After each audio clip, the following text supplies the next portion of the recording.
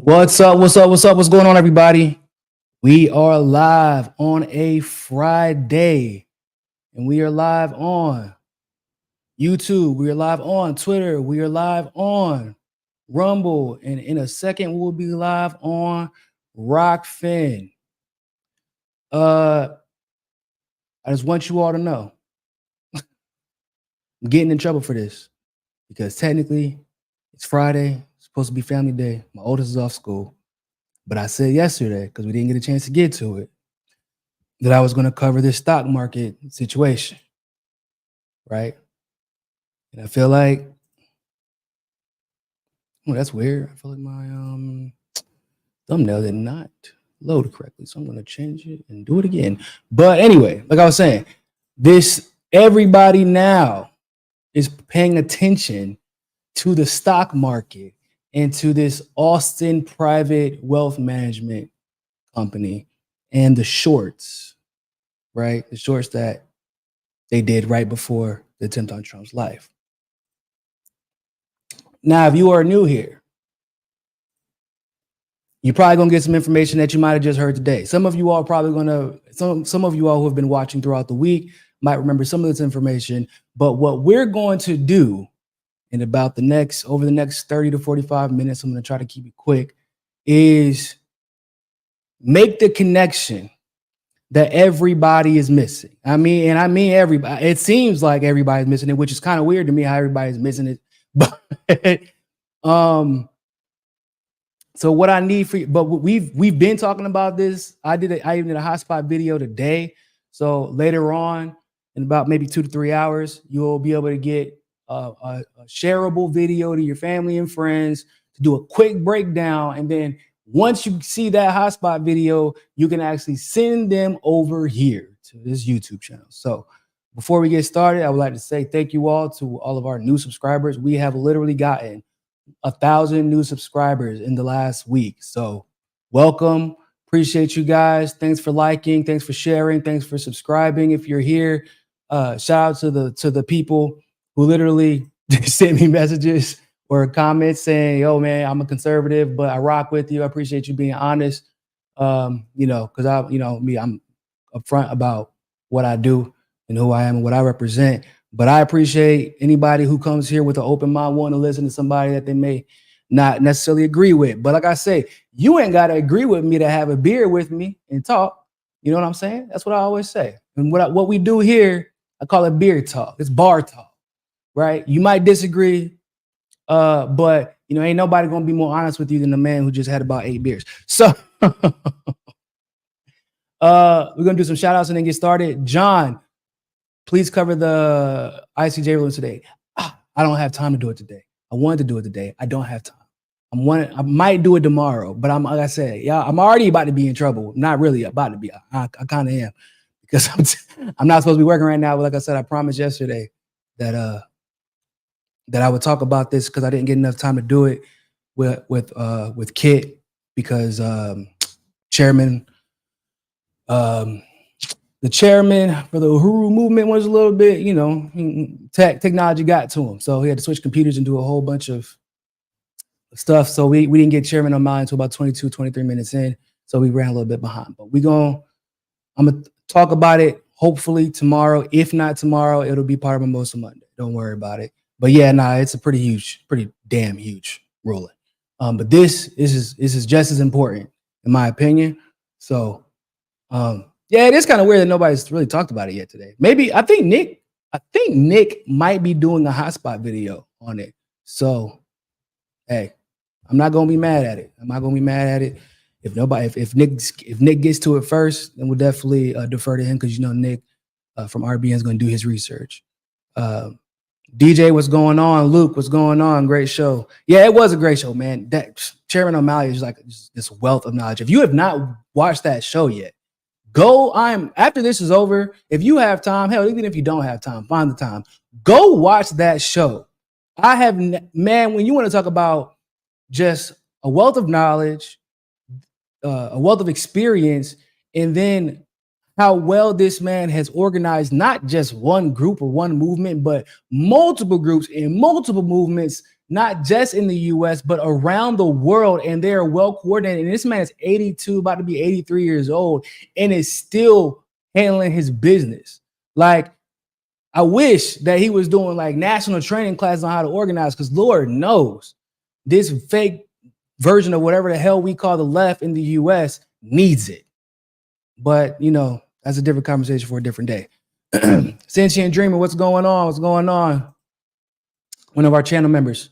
By the way, you can support the show by becoming a member on YouTube or becoming a member on Rockfin. Shout out to all our Rockfin people over there. You can also obviously donate through Super Chat, but like I said, liking, sharing, subscribing, that helps immensely. So I would greatly appreciate it if you all did that. So we just got some news the other day. I don't know if y'all saw my hotspot video doing a basic breakdown about, you know, some questions that I had, just some things that appeared to me to be a little bit suspicious.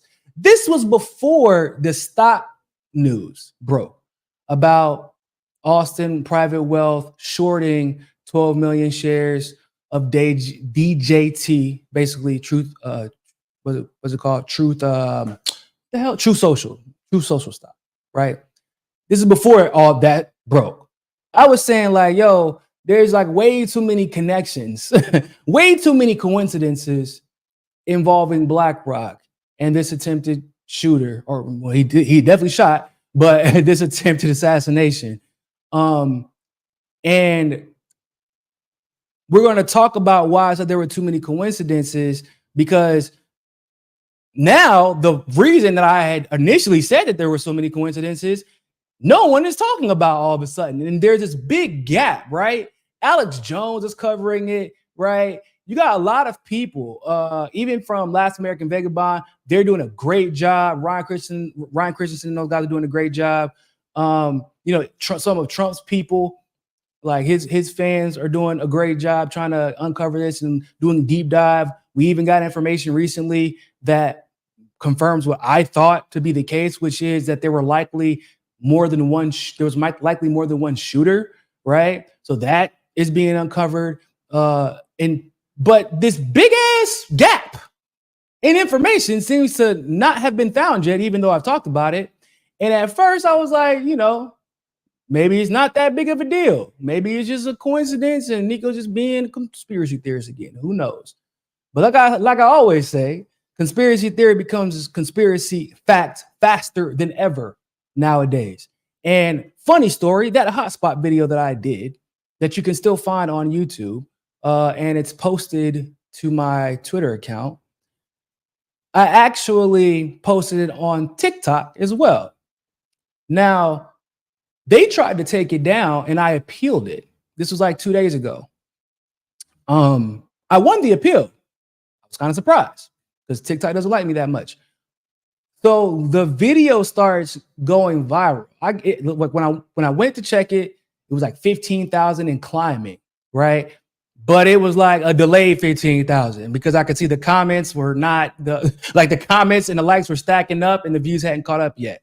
So when this information about the stock drops, right, about Austin Wealth and shorting the DJT fund, shorting the DJT stock, all of a sudden the video gets taken down again after I won the appeal, because they said the first time that it was misinformation.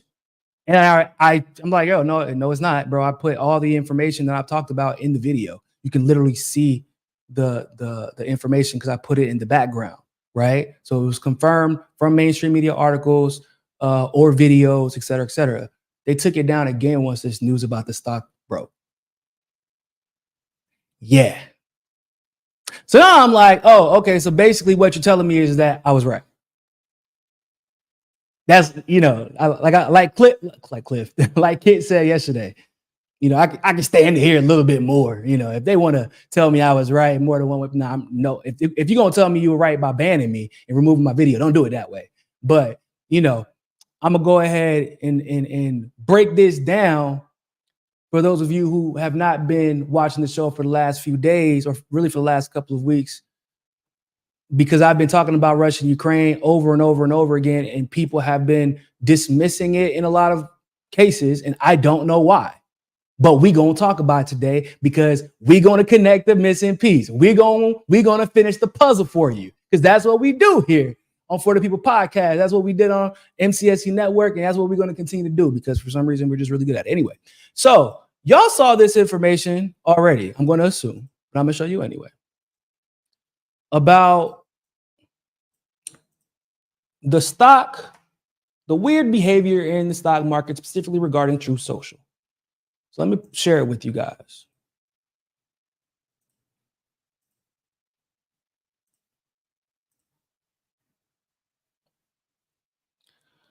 So as you can see here, it says that new. This is from, when did we post this? 17th, okay? Shorts against Truth Social more than doubled from July 1st to July 12th, leaving room for the possibility of unknown individuals having foreknowledge on the attempted Trump assassination. As you can see here, it's huge dips.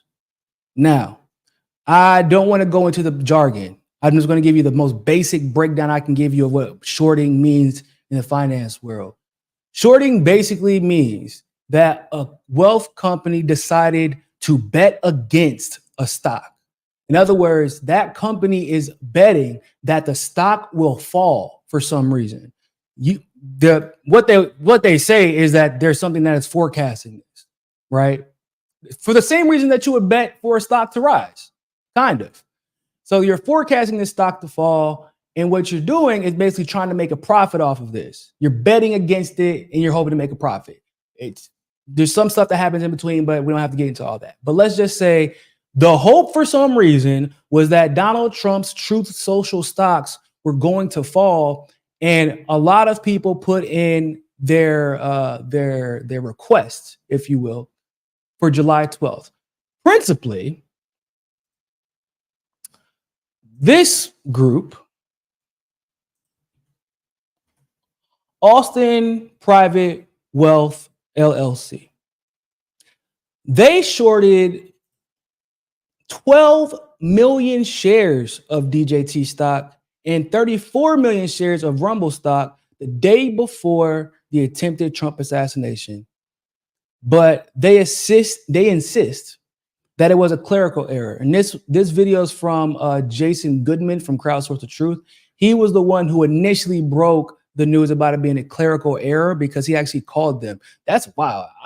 People like that never answer the phone for me. I need to figure out how to get in with the cool kids, apparently, because I'm not that important. But let's listen to this video from Jason Goodman. Mr. Wagner? Yes. My name is Jason Goodman. We don't know each other, but I was calling to see if you're aware of this information that's going around the internet about Austin Private Wealth shorting 12 million shares of Trump media stock. Is there anything to this? There's a lot of information about your company going around right now. I can't comment on it. Who are you? My name is Jason Goodman, and people are saying that the Texas investment firm Austin Private Wealth LLC shorted 12 million shares of Trump's Truth Social stock. I think it's called Trump Digital Media World or something like that, the day before the assassination attempt. And the thing that's got me concerned is that people on the internet are publicizing, here are some of the organizations that receive donations from the investment firm. The ADL, the ACLU, Hadassah, Shalom, Austin, Camp. I mean, the thing that bothers me is that people are obviously focusing on these Jewish charities. I'm Jewish, and I walk around. I'm not gonna lie, I don't think that that's actually what happened. I think he was just using that to get more information out of him, because that was the first time I heard anybody focusing on the Jewish charities that they donate to was whenever he made this call. So I'm pretty sure he was using that to goad him and to give him the information. In New York City, the climate is that people attack me because they say you look like a Zionist. So I'm interested to know, first of all, how your company could have this prescient foresight to short 12 million shares of this stock the day before the assassination attempt. That's obviously very suspicious.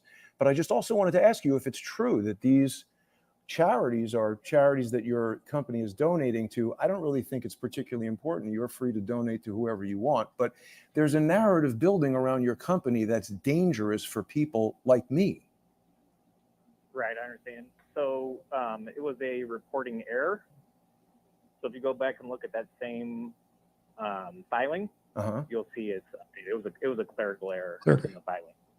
Well, how did that occur? Clerical. I mean, were you trying to short fewer shares than that? How could such an error like this, it seems like a remarkable coincidence for that dramatic of an error to occur the day before this historic incident, doesn't it?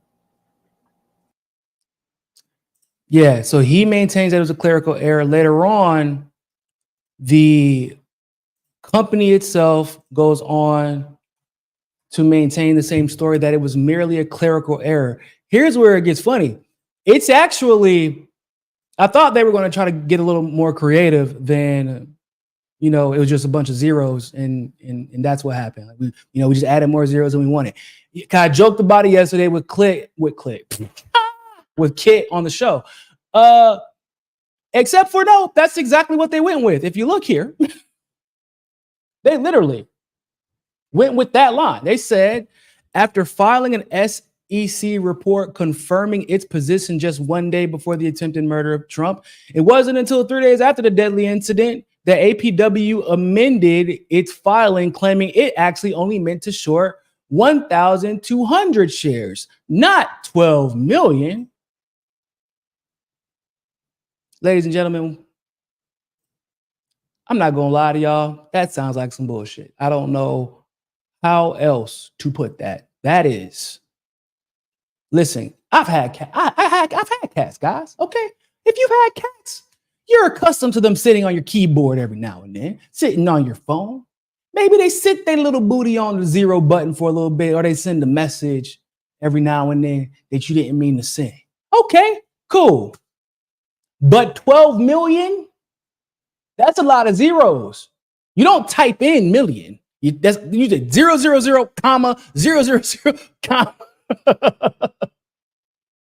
Then it was approved by somebody. Bro, 12 million. I don't give a damn what you're doing. You sell, bet against, bet on, buy 12 million of anything.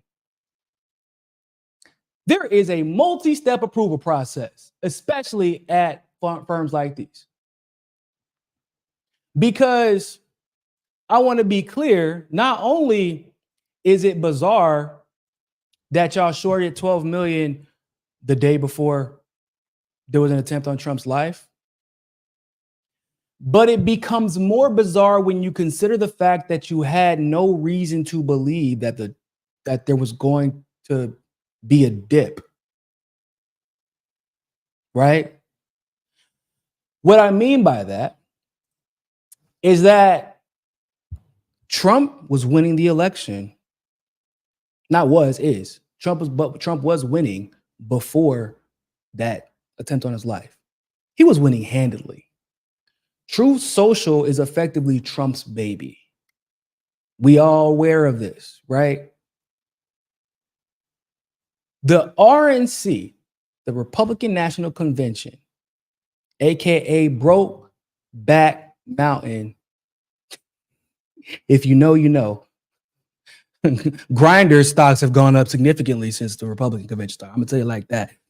Anyway, I ain't gonna tell nobody. I ain't gonna snitch on y'all. Whatever y'all do in your own private, spaces, y'all's business. But anyway, the Republican National Convention was also coming up, and we knew and know that was basically going to be a victory lap for Trump, right?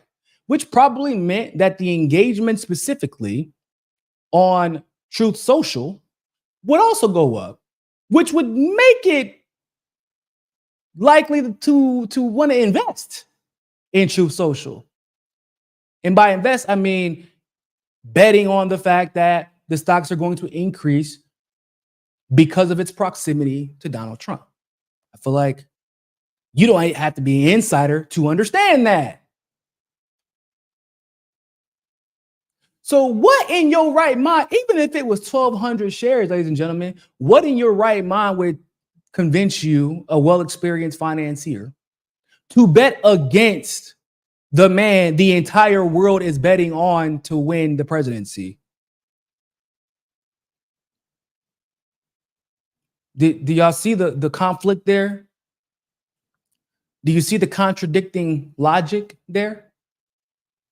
And you know, this little private wealth equity company wouldn't, or excuse me, private wealth company probably wouldn't draw so much attention other than that fact that they bet 12 million shares on this particular company. But then you start getting more information as because they, you know, they got to come up with the story quick. And their story was, oh man, we only meant to bet. We still meant to bet against them, which doesn't make any financial sense.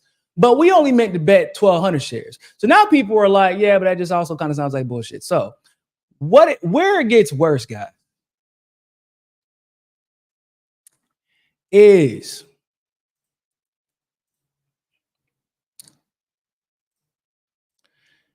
it's the fact that APW, the company in question, also holds over $78 million in Vanguard shares and specifically $34 million in Blackrock shares.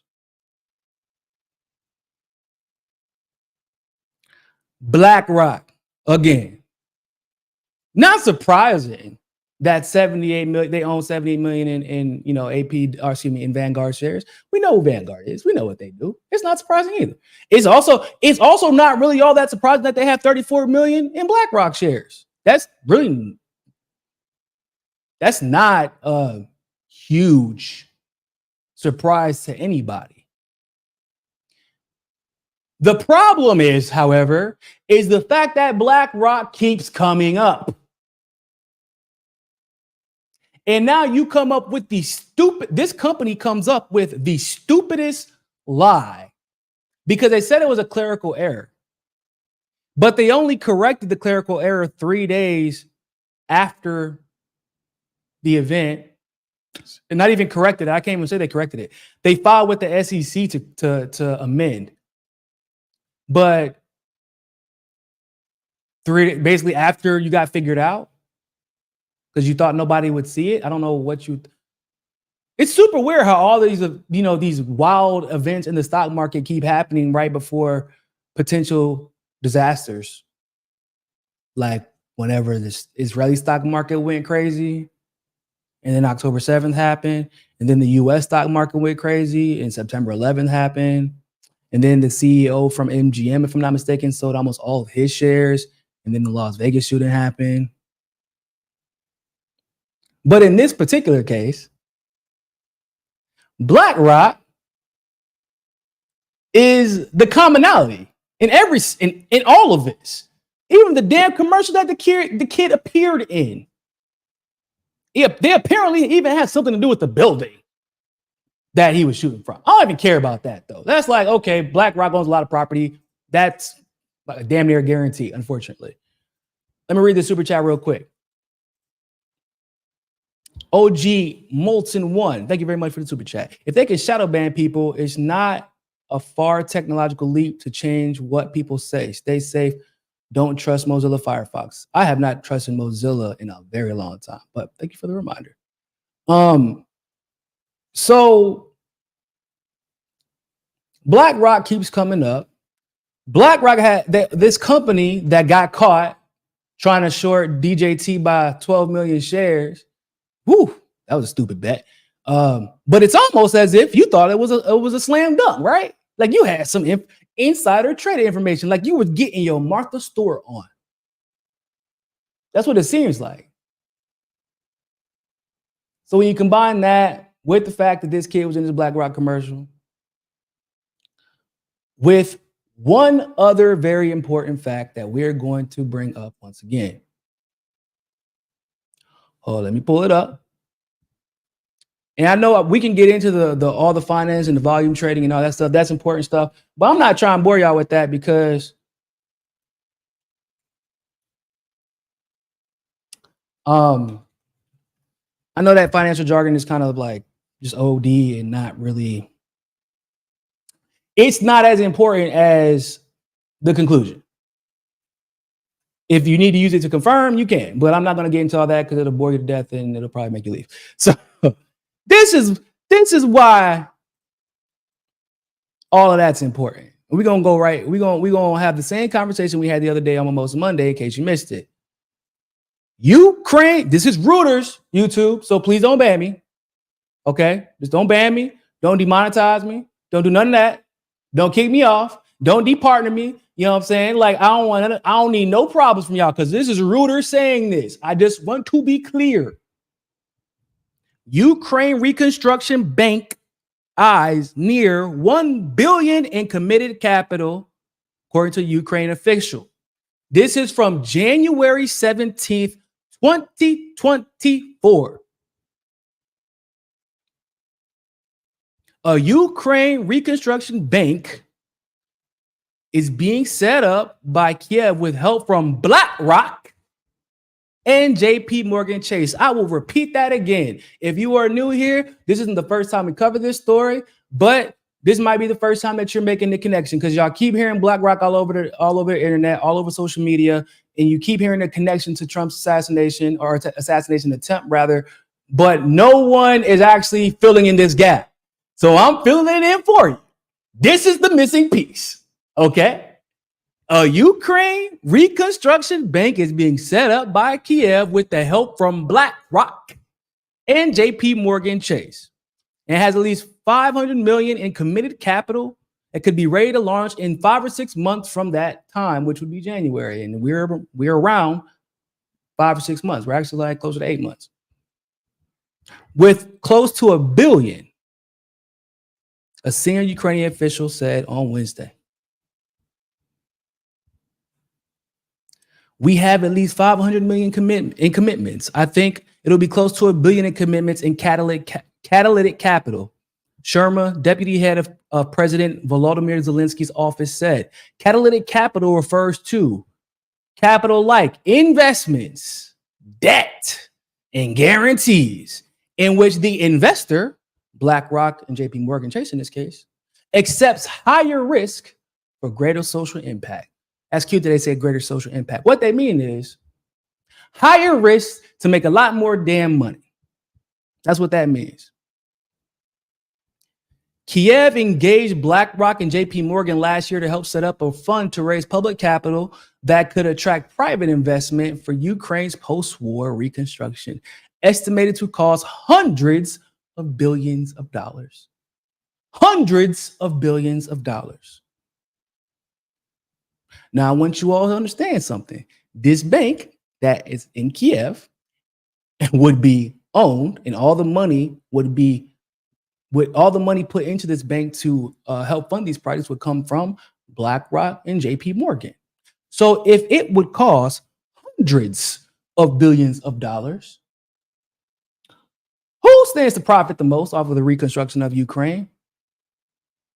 Or better yet, who stands to profit the most by making sure that Kiev is not a part of Russia by the end of this war? Or better yet, that Kiev is allowed to even have this bank remain open and be funded by BlackRock, because I'm sure that we are, and Putin is very aware that they are likely the cause, or at least one of the primary driving factors behind this war. The money that they're making. If you haven't seen the video with the recruiter explaining how BlackRock is profiting in a major way off of the Ukraine-Russia war, you should go look it up. It was done by Project Veritas. Okay. Now, BlackRock vice chairman, of around 280 projects that applied for the fund so far, BlackRock and JP Morgan saw between 25 and 30 as ones that could be seriously considered. BlackRock vice chairman Hildebrand told Reuters earlier this week in Davos, and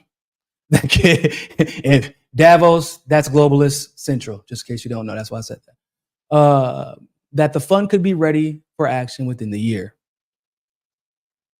The asset manager was assisting Kiev in discussions to seek sovereign money from development banks or principal donor countries to mitigate risks for private investment, Hildebrand, a member of the company's global executive committee, said. So, there's your missing piece, ladies and gentlemen. There is your missing piece. Whether it be Vanguard and BlackRock, JP Morgan and BlackRock, your favorite credit union and BlackRock. It's always BlackRock, but in this particular case, BlackRock got a little bit too close. And they're a little bit too connected. Wouldn't you say? Because I need you all to understand. This is supposed to be a slam dunk investment. There's a reason that companies like Facebook take off to the degree that they do, even though, like, when you really think about how it didn't, when you really think about it, guys, it didn't make any sense that Mark Zuckerberg became worth $80 billion when they didn't even have a plan to monetize Facebook at the time. They didn't have a plan, quote unquote, because Mark Zuckerberg, his job wasn't to make Facebook monetizable. His job was to make Facebook usable by the federal government, which they obviously did do. Then it became somewhat monetizable, but not really. Like, not, once again, it doesn't really explain how he became worth $80 billion. I'm gonna put it like that. But that's what happened. There is no reason that, another example, Elon Musk should have been able to do a hostile takeover of Tesla, and the company was not successful. I don't know if y'all know that. It was not profitable, okay? Until the government basically forced patents, like patent exclusivity, to Tesla, and then gave them a bunch of y'all money until y'all started buying the damn car. They gave Tesla subsidies at the state level. They gave Tesla subsidies at the national level, but it didn't make any sense because it wasn't as if there was some reason to believe that other companies couldn't catch up with Tesla as far as the electric car was concerned, right? And it wasn't as if they were getting some level of exclusivity, because Tesla sells damn near more and have, if I'm not mistaken, it's either the first largest or the second largest factory is in China. And China let them stay open during the pandemic. Yeah, I didn't know about that, did you? Yeah, Tesla is the only company that does not have to have a Chinese partner to operate in China. Every major company that operates in China has to have a Chinese partner, a major Chinese partner. Tesla is the exclusion to that rule.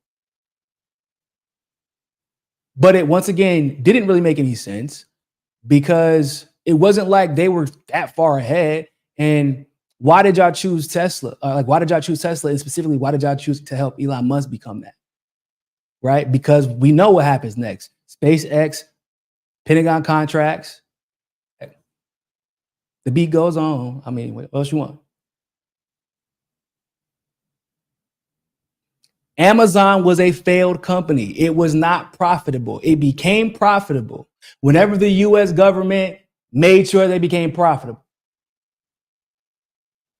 That's when it became whenever the US government is involved, it becomes a slam dunk. Like that. I mean, basically anything involving Peter Thiel, especially at that moment, you might as well go ahead and invest, because if you know Peter Thiel was involved, because if I'm not mistaken, he was one of the PayPal guys. And actually, if I'm not mistaken, I think Elon Musk was too. But just as far as Peter Thiel is concerned, if Peter Thiel is involved, that's the rule. Go ahead and buy your shares now, because it's going to be a smashing success, because the government is likely going to help to fund it. So when we're talking about this situation in Ukraine, if Biden or the Democrats, by the way, Fink is a Democrat.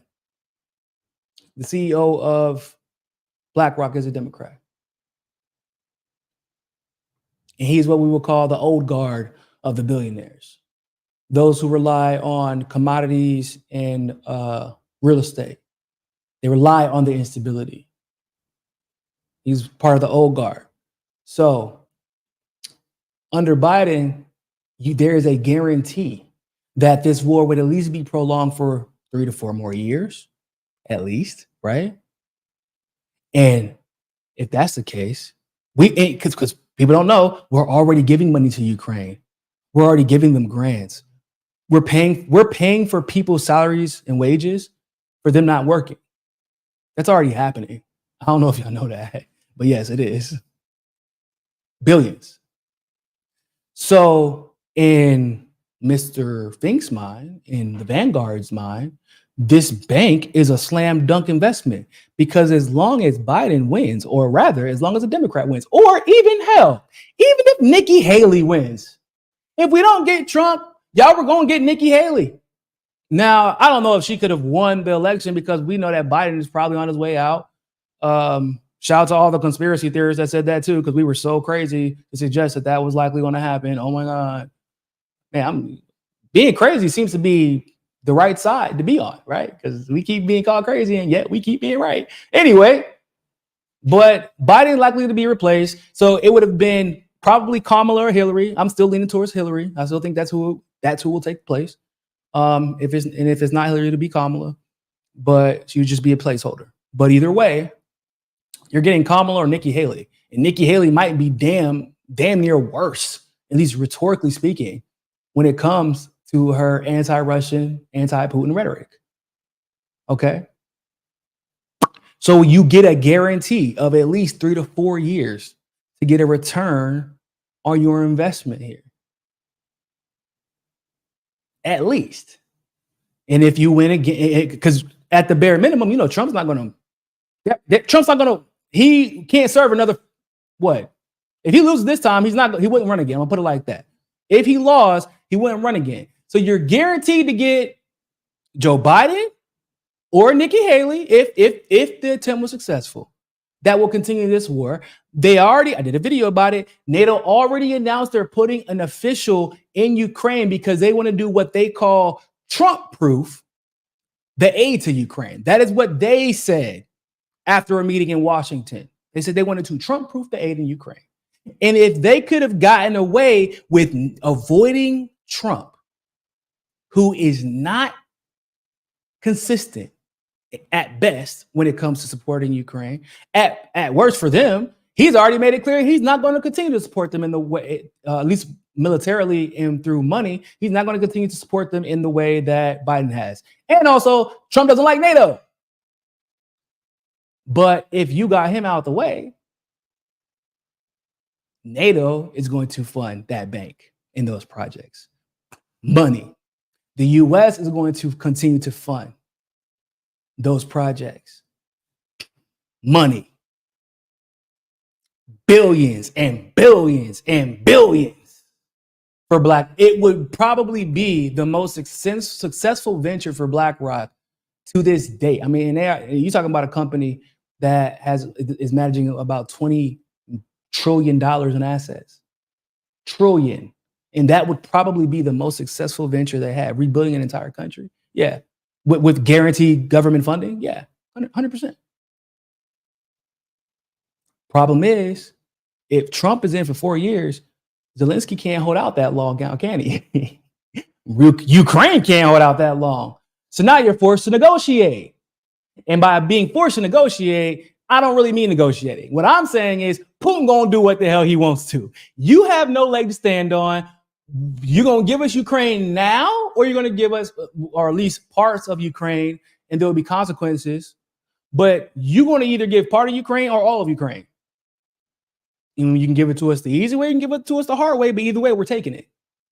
That's going to be the negotiation process if Trump wins. Because people keep saying for some reason, well, no, I know why they're saying it. It's not their fault. They are saying he has funded Ukraine. That they're referring to 2019. And it's important to contextualize that funding. Because a lot of people were not paying attention. But we've been talking about the Maidan coup. Kamala Couch been talking about the Maidan coup. And I was talking about, because I was trying to understand what the hell was going on with this impeachment thing. I'm like, this is a very specific accusation. Why would he threaten Zelensky to withhold aid? Also, isn't that what Biden did? I'm pretty sure I saw a video about this. And yeah, we know now, we all have seen the video of Biden actually threatening Ukraine in the way that they had claimed Trump did. And I was also curious, like, why, if you're going to impeach Donald Trump at this point, right? And you are saying that Zelensky is the reason, and these threats from Trump to withhold aid from Ukraine is the reason, then just invite Zelensky to the impeachment hearing and you could wrap it all up and everybody goes home and Trump's out, right? It should be that easy, except it wasn't that easy because it never happened. At this point, Zelensky and his prosecutor were actually working with the Trump administration, and they were going to expose all of the corruption that had taken place in Ukraine and within their government. The corruption that was put in place by which administration? 2014 Maidan coup was who? Obama and Biden and Secretary Clinton. And more specifically, Victoria Nuland. So there would, first of all, the idea that Trump would threaten Zelensky with aid wouldn't even make any sense because at that time, Zelensky and Trump's interests were actually aligned. And what we gonna say? Oh, nah, man, Zelensky was scared to come to the US to ask for aid. We know now, boy, Zelensky ain't got no problem with begging. And we also know that Congress has no problem with inviting him. But you ain't got to ask Zelensky to beg. You ain't got to ask him to show up at your doorstep. He will, and he does. We've already seen it multiple times over the last 4 years. So if the Democrats wanted him, if the Democrats were so confident that what they were saying was true and that they could succeed with this impeachment, all you had to do was get confirmation from Zelensky himself, and you didn't even invite him to speak in the impeachment hearing. Why is that? So that aid that Trump approved to Ukraine was to protect Zelensky against the people who unfortunately eventually did overrun his government when Biden came into power. Like I said, whenever Biden won, one of the first things I said was, damn, Zelensky screwed. That's it for him. Because he not only, I mean, any president in that position would be screwed, but it was even worse for him because there's evidence everywhere that his administration, the prosecutor, the Justice Department, or what would be the Justice Department in his administration, was trying to root out the corruption and working with Trump to do so. Hell, that's actually what Zelensky ran on. And they're going to give that man two options now. You're going to play ball and we'll look past all this. Or, there's the other option. We know what the other option is when it comes to the United States. So that aid that Trump gave in 2019 was to protect Zelensky from the Azov battalion and their cronies and everybody who was working like to overthrow the government in 2014. Those entities did not disappear. Zelensky at the time was trying to deal with them because he won't save. Y'all forget. I mean, that thing that everybody keeps throwing around. Zelensky couldn't work with neo-Nazis. He's a Jew. Well, yeah, he is Jewish. That probably was part of the problem at the time. But, the Azov battalion has been willing to look the other way because they're getting all the funding from the US they want. Well, I don't know how many of them there are left, but they were in 2020 up to this point getting all the funding that they needed. They were part of the team that was officially calling the shots. So there is a difference. Okay. What's crazy too is that Victoria Nuland said that Putin is going to get a surprise. He said he thinks that Trump is going to be the president, but he's going to be surprised. What does that even mean? She said that right before the attempt on Trump's life, bro. I mean, there's been plenty of times where the U.S. government has literally basically openly threatened Trump. What did Chuck Schumer say? The CIA or the intelligence community got 3 ways to Sunday to get back at you or something to that extent. Some crazy shit. Like, why would you even say something like that? But for Victoria Nuland to say that specifically, refer to Trump specifically and Putin, why would it be Putin specifically that you refer to, Victoria? Why would y'all interview her? Oh, that's right, because she's responsible for that little part of the world, isn't she? And then Trump goes on to officially bring on J.D. Vance, who is a Zionist, but he has been mostly attacked for his unwillingness to work with the Republican Party to give aid to Ukraine. He doesn't like it. He doesn't want to do it. Spark A, YouTube didn't have enough memory to host long videos until the government and their affiliates got involved. Yup, because you got to have that server. And Amazon didn't have the money nor the capacity to have a server as large as they do. Most of the apps on the App Store are on Amazon server. And it's like, what? How'd you go from penny books to a whole server and having Google Earth under your umbrella? Brandon Burks, Russia would allow the water to go on. I'm assuming the war to go on that long. I'm assuming you mean under if Biden won again, were they allowed to go on that long? I don't know, because it would. Well, oh yeah, no, they might not have a choice because remember they already started training new legions in Germany and other places that are supposed to be fighting on behalf of NATO, even though once again officially they're not. Ukraine isn't a part of NATO. That's the official narrative. So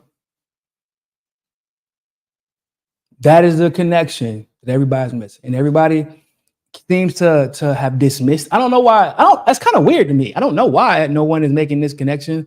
I guess everybody forgot about that video with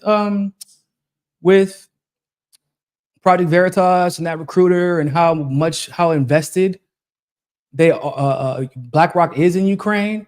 But there is, in my opinion, before we get up out of here, there's a war going on within the old guard of the oligarchy versus the new guard of the oligarchy. There is the commodities and commodities and real estate guard, and then there's the technocracy, there's the techno guard. There's the reason that the tech side, I'm not talking about like Mark, but I'm talking about like people like Elon. Okay. The reason that they like Trump more is because I cannot afford to completely remove Russia and China from my market. That is insane. And I also need more stability in the world, economically speaking, because I need those like Elon, for example. The reason that he can make so much money via SpaceX, Tesla, whatever. The reason that they can do that is because the US can print money, unlimited money, and use their venture capitalism firm, InQtel, in Arlington, Virginia, to keep giving them that money. Now, if the US can't keep printing money, we can't just get a bunch of money whenever we need it. But Vanguard, BlackRock, and the like, they need the instability, not only in the United States, but around the world, because they profit the most when the world's economy is unstable. BlackRock owns 60% of the homes in the United States now. Why is that? Because of the pandemic, creating economic instability. They were able to capitalize off of it. You get what I'm saying? They don't necessarily need the stock market to do what, like BlackRock doesn't necessarily need the stock market to do what, for them to make a lot of money. In fact, when the stock market does bad, that's when they start grabbing up stock and betting that it's going to drop. And then they flip it and make money off of it. They need the instability. That's how they got so much money. So the tech side loves Trump. The old guard hates Trump. They hate Trump. I mean, Fink I'm not saying that they don't like him like as a friend. Maybe they do like him as a friend. Maybe he's friends with a lot of these guys. But as Trump has evolved, and once he became president, he's been more favorable towards the tech industry. If you are nice to him, effectively. But he's paid a lot of attention to the tech industry. Now don't get it twisted. I wouldn't call Trump an enemy to BlackRock. Look, I wouldn't say that he's targeting BlackRock or has ever targeted BlackRock or Vanguard. I would never say that, because he's gonna help out the super wealthy. That's one thing he's gonna do. But unfortunately for him, or at least it almost was unfortunate for him, he was standing in the way and is to this day. I mean, he should still be, private security, he needs a lot of it because he's still in danger. In my opinion, he is still in danger. He's absolutely still in danger because you're standing in the way of what could potentially be the largest return on investment in the history of BlackRock. And JP Morgan for that. But, JP Morgan been around since before World War I. So like this is kind of like what they do, right? War is what JP Morgan did. But for BlackRock specifically, this could be because they had this bank they literally made a bank. It is a bank in Kiev that is only dedicated to reconstructing Kiev, and BlackRock and JP Morgan have exclusivity to the money that is made via that bank. Do you not think that they're going to want to protect those billions of dollars in potential profit?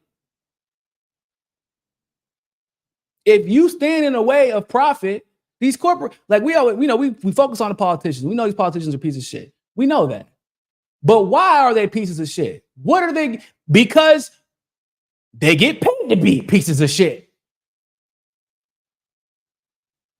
That's what happens. Somebody is paying them to suck. What did Biden say during 2020 election? He said, yeah, man, if you donate $200,000 in my campaign, you can come into my office whenever you need to. I'm gonna hear what you got to say. That's what he said.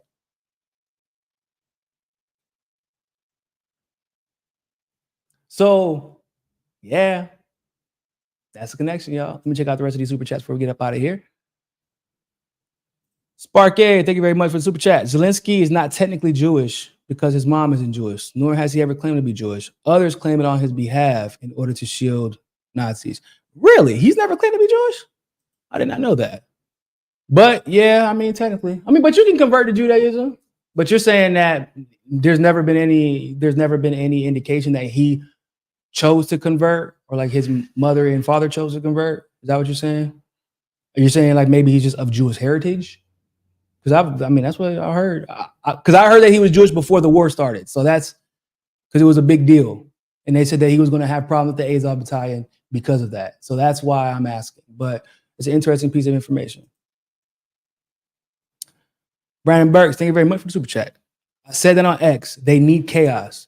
Then I learned that Fink was a dual citizen and connected a few more dots. But the US dollar is dead. It isn't dead, but it's dying. It's getting there. It is getting there. Hold up. How did you see that he a dual citizen? What is he a dual citizen to? Oh, is he one of those dual citizens? Is he one of those dual citizens? You know what dual citizens I'm talking. Hold on, let's check it out. I'm pretty sure I know what kind of dual citizen you're talking about, but I don't want you, I don't want you to get banned from the chat. I wouldn't ban you, but you know how YouTube is.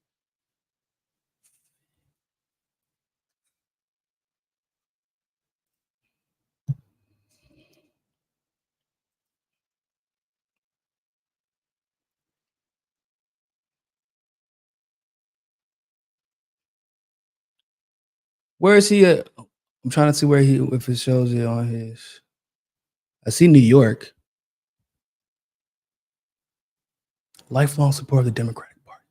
Hold on, where is he dual citizenship?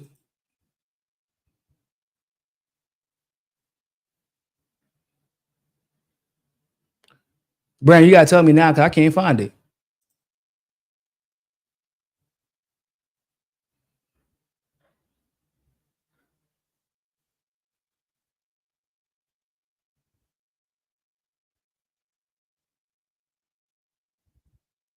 Oh, Norwegian Fist, who seems to have a problem with me in the chat. You don't have to come behind me. You can just come in front. Like, I don't know why people always say, "Oh man, look out behind you." You can come in front. And, the result will be the same as everybody else who's tried. Y'all so cute. No, I'm genuinely curious. Where is he a dual citizen to? I mean, I think I know where he's a dual citizen, like what his dual citizenship is, but I don't want to just assume. Also, I don't believe that that he's only worth $1 billion. That's hogwash. That's crazy. Boy, you ain't imagine, your company is not managing $20 trillion in assets and you are worth what? $1 billion? That's insane. Brandberg said the dollar died on 6/8/2024. Whenever that contract expired with Saudi Arabia?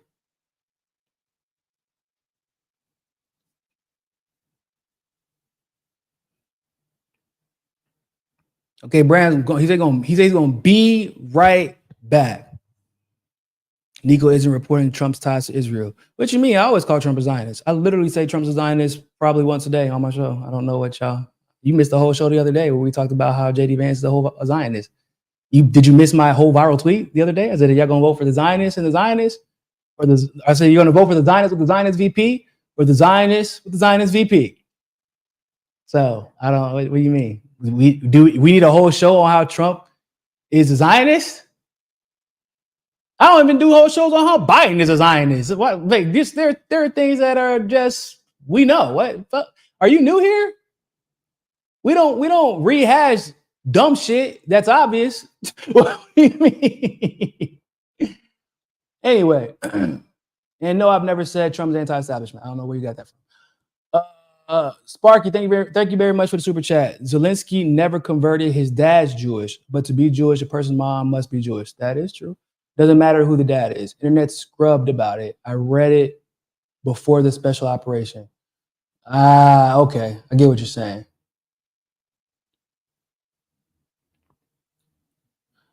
Hey, one of my moderators, take care of this guy, please. I appreciate you. Thank you very much.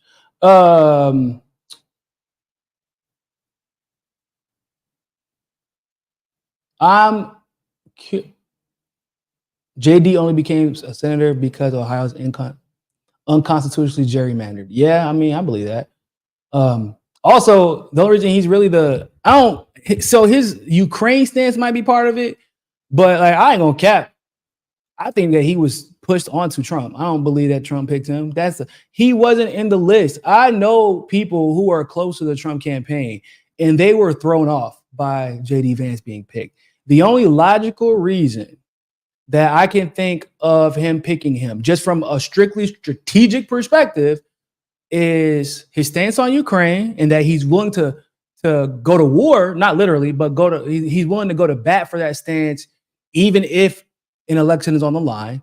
But also, Trump needs to win Ohio, and because we don't have a real democracy, he can't win it by a little bit, and he needs to have a network of people solidly planted in Ohio to make sure things go the way that he needs them to. Because you don't win elections by playing fairly, unfortunately. That's just not how it goes.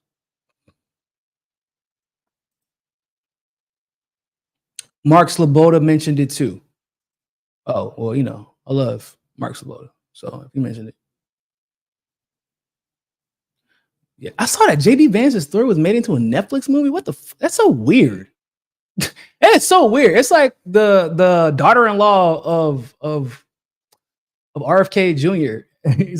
who by the way appears in the life of his son right as RFK Jr. is about to announce his campaign, or is making the decision to do his campaign. This appeared into RFK Jr.'s son's life. They get married. And then RFK just takes a stance on Israel and Palestine that we have never seen him take before. And then all of a sudden, Dennis Kucinich is out, and RFK's campaign manager becomes his daughter-in-law, who is a movie about her. Oh no, a series about her being a super spy for the CIA. Like, what the hell? Boy, look. Bro, that was one of the weirdest switches, bro. That RFK Jr. switch was, I don't know if I'm ever going. No, I mean, I get it. I really do. Like, hey man, you got to protect your life. You know who what your last name is. I thought I did have a mod in here. That's okay. I got one now. Give me a second.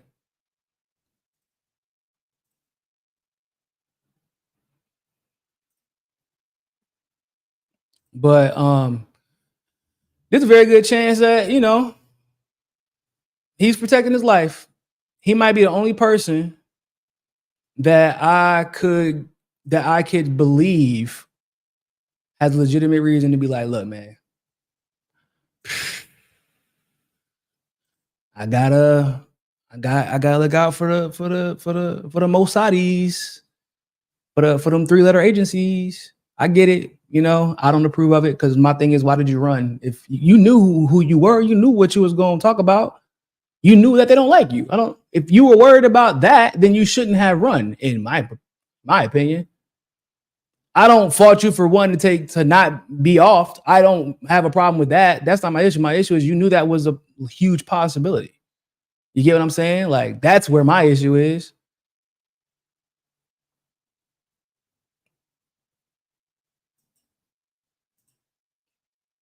When I mentioned average people with a slight interest in geopolitics that Ukraine's run by Nazis, responses that can't be Zelensky is Jewish. Oh yeah, that was a big thing at the beginning. Yeah, I'm like, what are y'all? What? That's dumb. The stupidest, bro. That is like the stupidest logic. I mean, I can't even begin to explain how ridiculous that logic. It's like saying, oh, I don't know, the United States isn't, or the Democratic Party isn't racist because we've had a black president, or Joe Biden himself isn't racist because he worked under a black president, which, by the way, Obama didn't even pick him, so there's that. Or that because he selected Kamala Harris, that he's not a segregationist. So the order, like the great Chairman O'Malley said yesterday, there's an order to this. Colonialism above all else. AKA imperialism.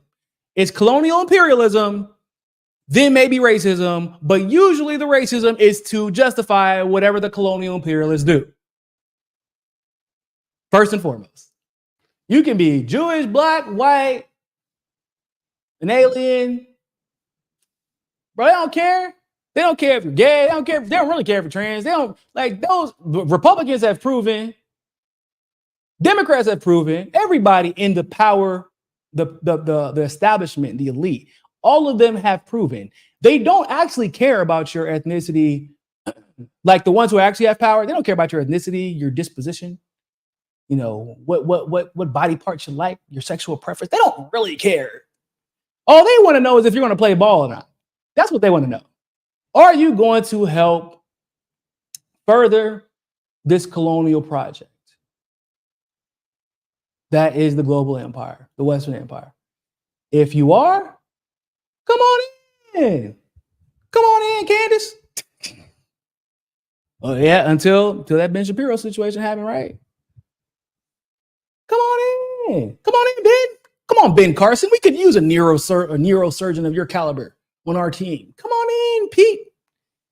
Pete Buttigieg. This was a joke that wrote itself. That's crazy that his parents did him like that accidentally. They don't care, right? Come on in, Kamala. Are you black today or are you Indian today? It don't even matter. You can pick which one you want to be. That don't even matter. You gonna help the colonial project. All right, that's cool. Come on in. Purple people? Yeah. Oh, if you purple hair, yeah. Oh, they love the purple hair people because they just get to point at them. Look at that crazy purple hair person up there, and it's always purple hair. That, like, the social justice warriors on both sides, they always pick these one-off extreme situations to pretend like that's the norm for both sides, and it really is annoying. And I don't know why the social justice warriors do be having the purple hair, and I be wanting to be like, that's so not true, but then, like, they do be having purple hair, guys. They do. I ain't gonna lie.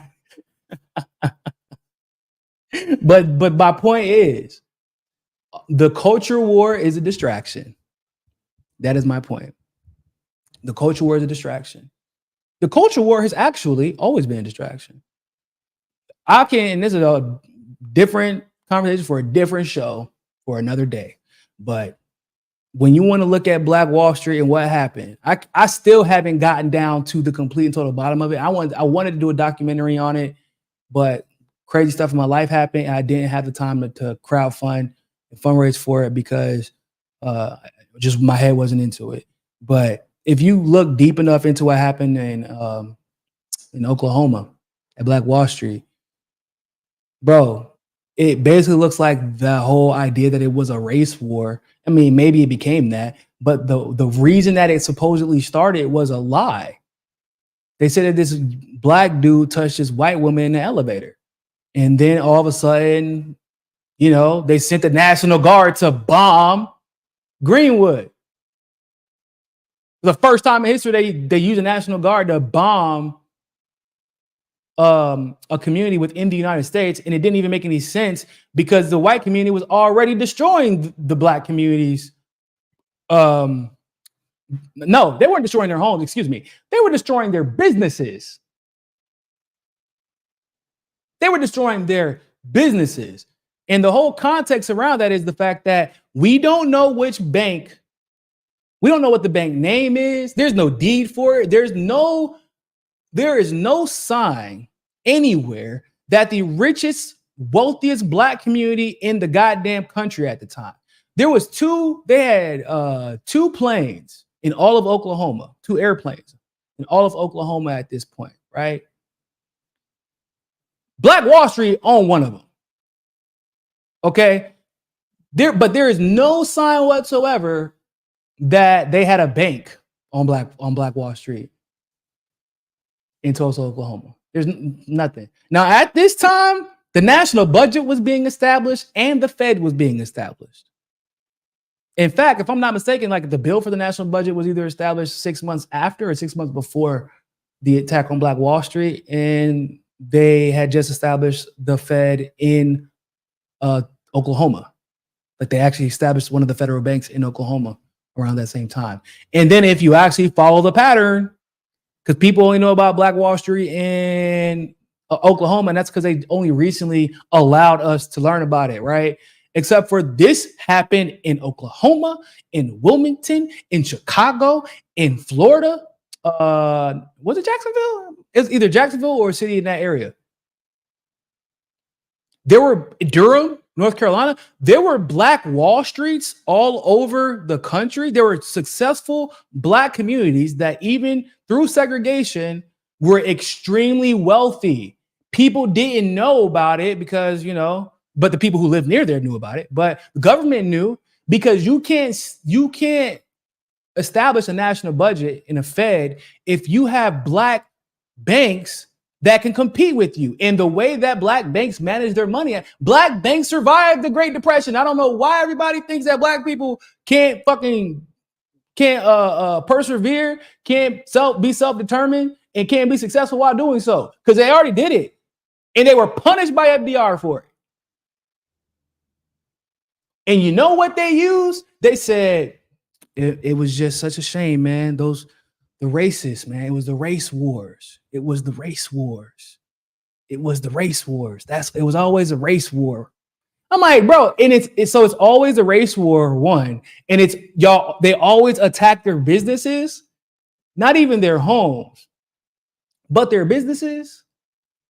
Man, you know what? I might do another show about that shit because I be getting so mad when I think about it. To this day, I still get pissed when I think about it because no one talks about it. No one talks about the fact that FDR, when he made all those banks close after the Great Depression, right before World War II, he made the Black banks close. If the Black banks never close, the idea of JP Morgan Chase as the largest bank and the longest lasting in the world, or one of the largest banks in the world, the idea that even like the Rothschilds and all that, like, bro, Black people would have caught up. No, excuse me. I apologize. I lied. Black banks would have passed the JP Morgans, the Wells Fargos, the Bank of America, etc. They already did. Black banks survived. They beat the Great Depression. Black people were doing great. And then they punished the Black banks because of the audacity of you to succeed. And then they passed the Federal Housing Act. FDR did. Which did what? Limit Black people's ability to invest in real estate and and businesses. Because you need real estate to start businesses. You need collateral. And redlining. So we were punished for being successful. But even with that particular situation, was it like, did Black banks play a part in the complicity of what took place? Absolutely. Yeah, they played a part. But was it the fact that the Black banks were Black that was a problem? Or was it the fact that they were not part of the network of colonial imperialism that the West was committed to. And yet they succeeded anyway. Was that the bigger problem? Or was it their race?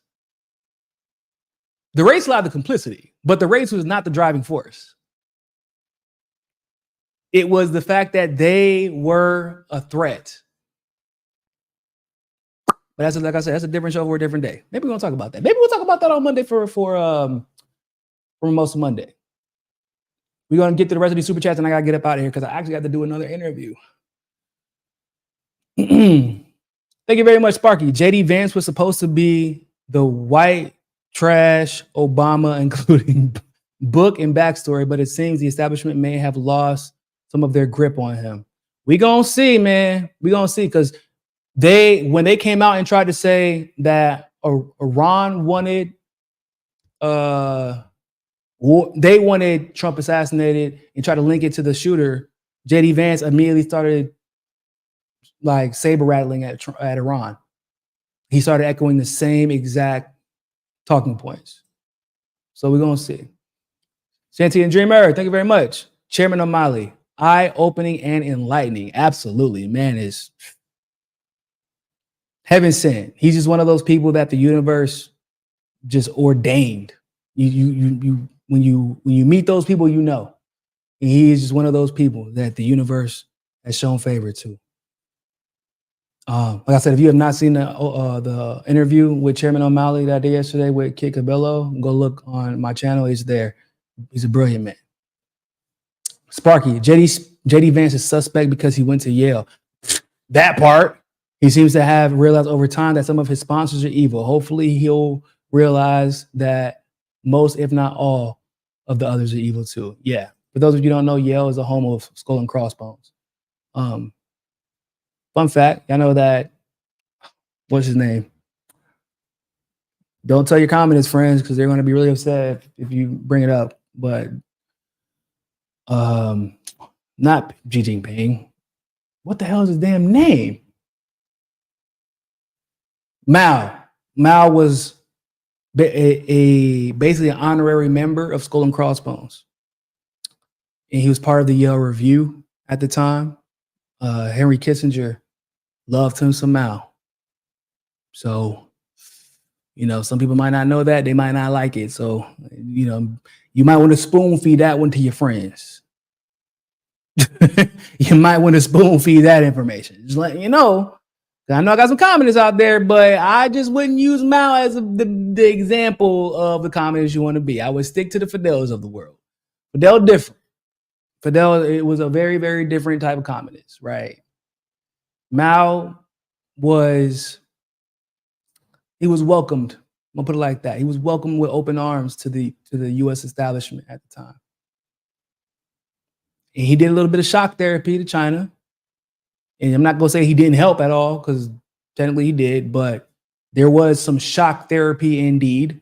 And when we're at the US, whenever they like you, they allow some of your quote unquote communist characteristics to flourish. They do it in Western Europe all the time, right? Western Europe is heavily socialistic in some ways, some communistic in some ways. If they like you, they give you this because they know that eventually you're going to play ball. And then when you think about NAFTA, that's China can't be that communist if they literally were doing all this business with the capitalists of all capitalists, right? I'm just saying, something to think about, guys.